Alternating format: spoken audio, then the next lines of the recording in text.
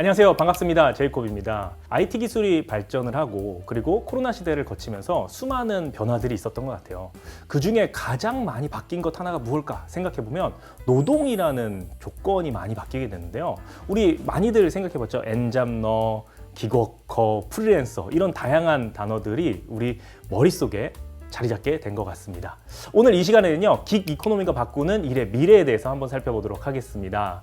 이 분야의 가장 전문가를 모셨는데요. 기업을 경영하시는 CEO이시자 경영학자이신 방승천 대표님 모셔봤습니다. 안녕하세요. 안녕하세요. 네, 안녕하세요. 반갑습니다. 반갑습니다. 긱 이코노미가 바꾸는 일의 미래, 이번에 나온 책이죠. 네, 지난달에 나왔습니다. 관련 분야에서 연구를 많이 하신 걸로 알고 있는데 저희가 긱워커, 긱 이코노미 이런 개념들에 대해서 한 번쯤은 들어본 것 같은데 어떻게 하다가 생겨난 개념인가요? 긱은 사실 생겨난 지는 좀 됐습니다.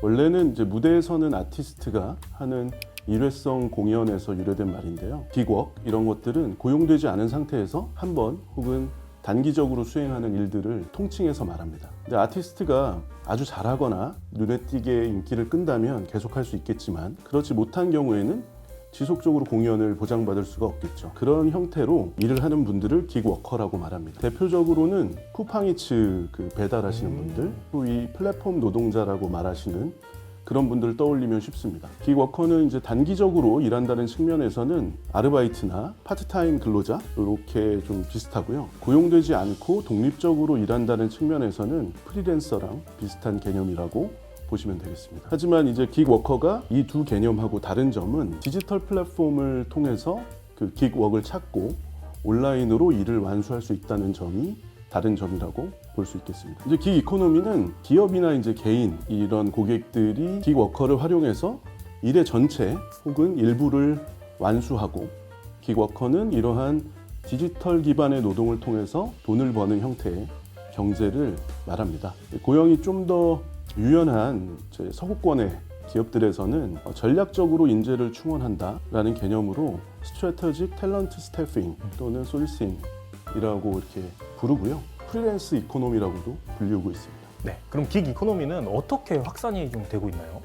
네, 긱 이코노미는 해외에서 좀 더 빠르게 확산을 하고 있어요. 디지털 플랫폼이 이제 성장하면서 개인이나 기업들이 이러한 플랫폼에 일들을 맡기기 시작한 거죠. 초기 긱 이코노미 클라이언트는 국내 국외 공의 중소기업들, 중견기업들이 많았고요. 요즘은 대기업들도 많이 활용하고 있습니다. 초기에는 기업 내부에서는 할 수 없는 일들, 하지 못하는 일들을 외부의 인력을 찾아서 수행하는 형태였다면 지금은 긱 이코노미도 많이 성장을 해서 우리가 일하는 것보다 좀 더 잘할 수 있는 분들이 밖에 있지 않을까? 이런 형태로 외부에서 우리 일을 더 잘 수행할 수 있는 분들을 매칭하기 위해서 또 역량이나 전문성이 더 뛰어난 분들을 찾아서 일을 좀 더 퀄리티 있게 수행하기 위해서 진행하는 형태가 많습니다. 그리고 여러 명의 긱워커를 외부에서 고용해서 내부의 직원들하고 같이 프로젝트 팀을 만들고 우리 내부의 머릿속에서만은 나올 수 없는 혁신 활동에도 활용을 하기도 합니다. 직원들 입장에서는 업무 경험이 확장되기도 하고 역량이 더 향상되기도 하고 회사 입장에서는 오픈 이노베이션이 일어날 수 있는 거죠. 그리고 회사 입장에서 인재 활용의 형태도 많이 바뀌고 있습니다. 예전에는 그냥 한번 써본다는 개념으로 아까 단기성 근로라고 말씀을 드렸는데 긱워커를 활용했다면 지금은 특정 역할, 그러니까 어떤 포지션의 역할을 좀 쪼개가지고 외부에 맡길 수 있는 부분들을 상시적으로 좀 맡기는 형태의 프랙셔널 롤도 활용을 많이 하고 있습니다. 그래서 예를 들어 그런 특정 기능에서 경력을 잘 쌓아오신 명망 있는 회사 출신의 예를 들어 구글의 10년차 엔지니어라든지 P&G의 한 13년차 마케터 이 정도 되면 독립적으로 일을 수행하실 수 있고 일의 경험도 충분히 쌓이신 상태일 테니까 이런 분들이 여러 회사들의 파트타임 CTO나 파트타임 CMO를 맡는 형태도 빈번하게 발생하고 있습니다. 회사 입장에서는 이제 처음에는 긱으로 단기간으로 활용해보고 그 다음에는 좀 더 직무 가치가 높은 프로젝트 형태로 일을 또 맡겨보고 그래도 또 검증이 되면 원래는 고용으로 활용하던 특정 포지션을 좀 쪼개가지고 아까 프랙셔널 롤로 상시적으로 맡기는 형태 그런 순서를 거치면서 회사도 인재에 대해서 좀 더 검증할 수 있고 인재도 회사에 대해서 좀 더 잘 알 수 있는 거죠. 네. 저도 이 책을 읽다 보니까 이게 긱 이코노미 자체가 어떤 프로젝트 하나를 맡긴다, 외부에 소싱한다라는 개념을 넘어서 채용 과정이랑 연결될 수 있겠구나라는 생각이 많이 들더라고요. 긱 이코노미에서 기업과 개인은 어떻게 좀 연결이 될 수 있을까요? 긱 이코노미는 개념이고 그 긱 경제가 이루어지는 토대가 디지털 인재 플랫폼입니다. 그러니까 플랫폼은 기업하고 긱 워커가 매칭될 수 있도록 연결을 하는 거죠. 그리고 일의 성격하고 전문가의 전문성이 부합하는지 그 적합성을 검증합니다. 그리고 일을 효율적으로 진행하고 일의 대가인 대금을 잘 받을 수 있도록 보증하는 역할을 합니다. 기업은 우리 회사에 필요한 일의 상세 내역을 잘 적어서 플랫폼에 등록하는 게 중요하고요. 개인은 자신의 전문성하고 경험을 잘 기술해서 그 프로파일을 플랫폼에 등록하면 됩니다. 나머지 일들은 디지털 플랫폼이 알아서 합니다. 일종의 인재은행 그리고 인재장터 같은 역할을 하는 거죠. 플랫폼은 24시간 쉬지 않고 기업의 인재 소요하고 긱워커의 구직 니즈를 지속적으로 연결해서 매칭하는 역할을 합니다. 듣다 보니까 긱 이코노미 자체가 사회 전반적으로 성장을 많이 하고 있는 것 같아요. 우리나라는 조금 늦긴 했지만 세계적으로는 더 커져가고 있는 것 같은데 이렇게 빠르게 자리 잡게 된 이유가 뭘까요? 뭐 여러 이유가 있을 수 있을 것 같아요. 근데 제 생각에는 디지털 트랜스포메이션하고 저성장이 가장 큰 이유일 거라고 생각합니다. 저성장이요? 네네. 아무래도 급변하는 어떤 기업 환경에서 채용의 한계는 여실히 드러날 수밖에 없습니다. 산업도 직무도 너무 빠르게 바뀌어가지고 직무를 정의하기가 어려워요. 그리고 그 직무에 필요한 역량, 예를 들어 뭐 지식이나 스킬이나 뭐 능력이나 어떤 기타적인 특성들을 규격화하고 정의하기가 쉽지 않아졌습니다.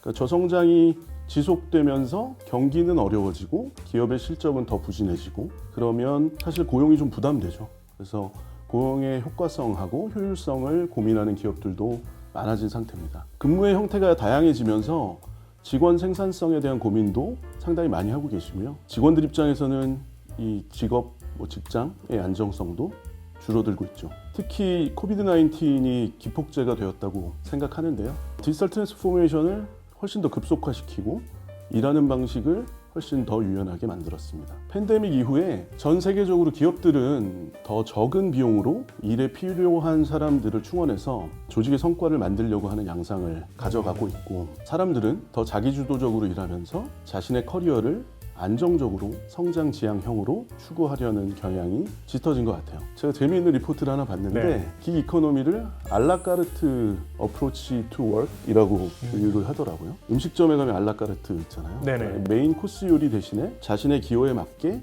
선택해서 주문하는 단품 요리 일도 그렇게 자신의 선호하고 역량에 맞게 구성하고 싶어 하는 것 같아요. 사실은 생각해보면 이 팬데믹 기간 동안에 뭐 오피스 셧다운도 많이 일어났고 미국에서는 레이오프도 많이 일어났고 그러니까 사람들은 그런 것들을 보고 듣고 느꼈잖아요. 그런 형태에서 이제는 과거보다 좀 더 다양한 수입원을 가질 수 있는 더 많은 일들을 더 다양한 형식으로 경험해 보려고 하고 또 스스로가 자기한테 주어진 시간을 통제하면서 최대한으로 잘 쓰고 더 유연하게 일하고 싶어 하는 것 그게 지금의 어떤 노동의 트렌드인 것 같습니다. 생각해보니까 그런 것 같아요. 요즘 직장인들 보면은 회사라는 공간에서 고용이 돼서 일을 하다 보면 내가 원하는 업무는 A고 B, C, D, 그렇죠. E가 많잖아요. 네네. 근데 B, C, D에 쓸 에너지를 A라는 잘할 수 있는 곳에 더 많이 활용을 하고 싶다. 그런 거죠. 이게 어떻게 보면 네. 알라카르트? 그렇죠. 네, 그렇게 좀 생각해 볼 수 있을 것 같은데요. 네.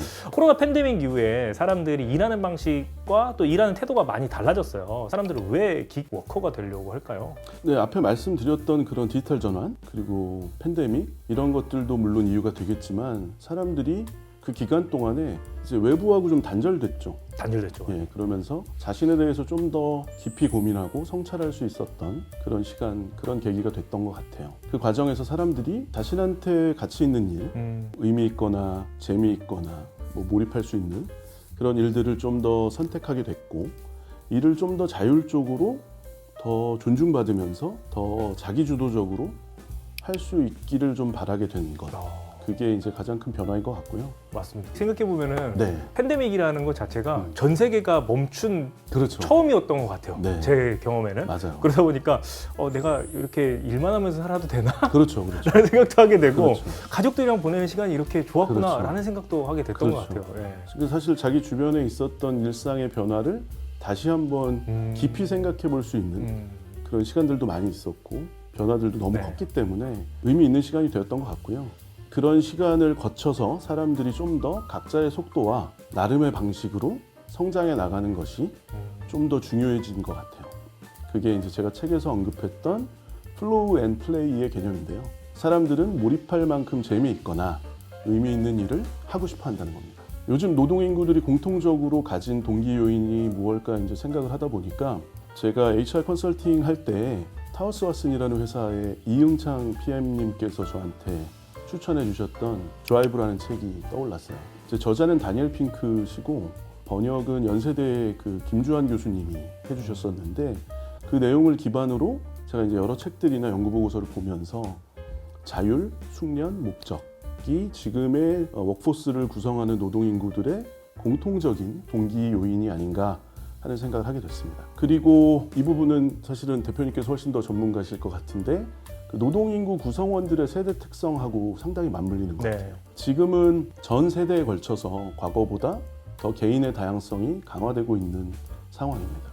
누군가가 정해놓은 답을 따라가는 것보다는 내가 좋아하는 일을 나의 속도에 맞게 해나가면서 각자의 방식으로 성장을 추구하는 형태인 것 같아요.